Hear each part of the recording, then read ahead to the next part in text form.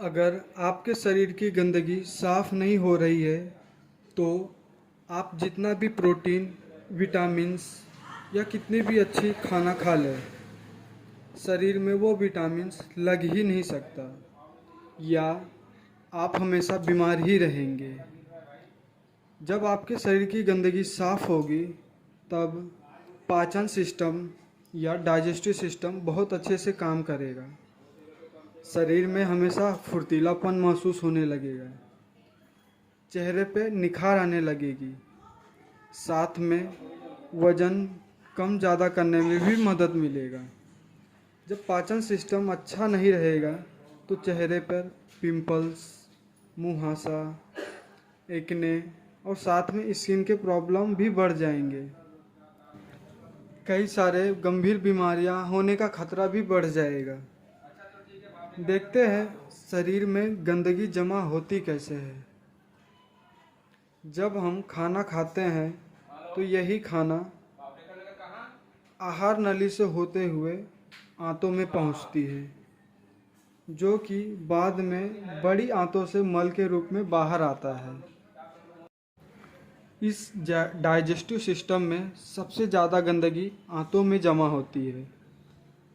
इन्हीं आंतों में एब्जॉर्ब करने के कुछ सिस्टम होते हैं।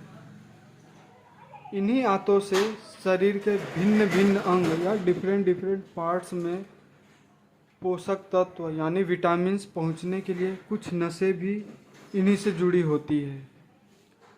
जब हम गलत खान पान करने लगते हैं तब यही गंदगी हमारी आंतों में मोटी परत से जमा होने लगती है।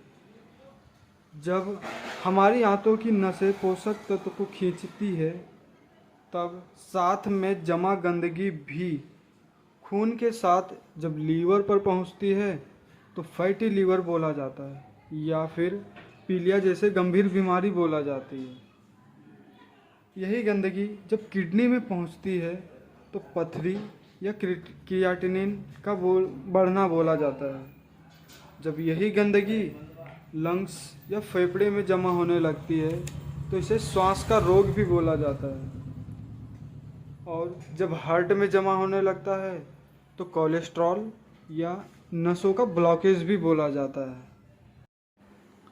जब यही गंदगी स्किन में जाता है तो स्किन प्रॉब्लम, और जब यही गंदगी पूरे शरीर में फैलना शुरू होता है तो हमारे शरीर का बैलेंस बिगड़ना शुरू होता है। इसे हम हार्मोनल डिसबैलेंस भी बोल सकते हैं। और यही गंदगी से कैंसर, डायबिटीज़ और भी जानलेवा बीमारियां होने की संभावना बढ़ जाती है। यही गंदगी जब जॉइंट में जाता है तो संधिवात या यूरिक एसिड का जमा होना भी बोलते हैं।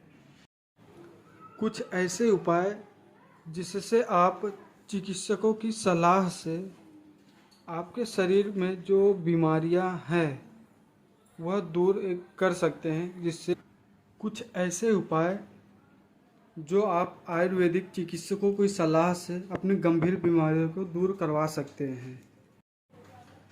इसी तरह जमा गंदगी को दूर करने के लिए कुछ ऐसे उपाय बताऊंगा। उससे पहले मैं आपको कुछ एक उदाहरण जैसे ही बताना चाहता हूँ।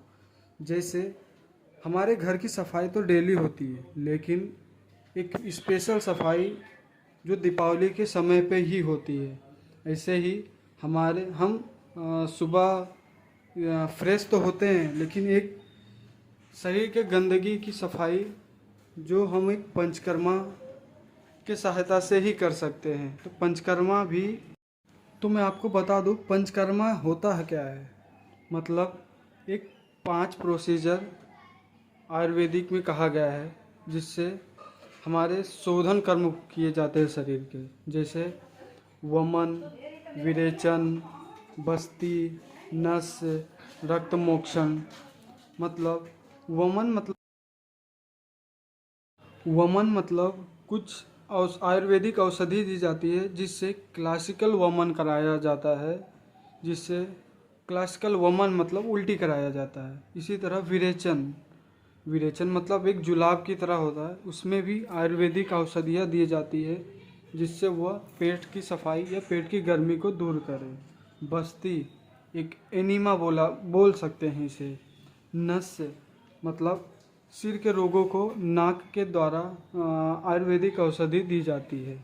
रक्त मोक्षण मतलब नस के द्वारा ब्लड निकालना, गंदे खून को निकालना बोल सकते हैं हम।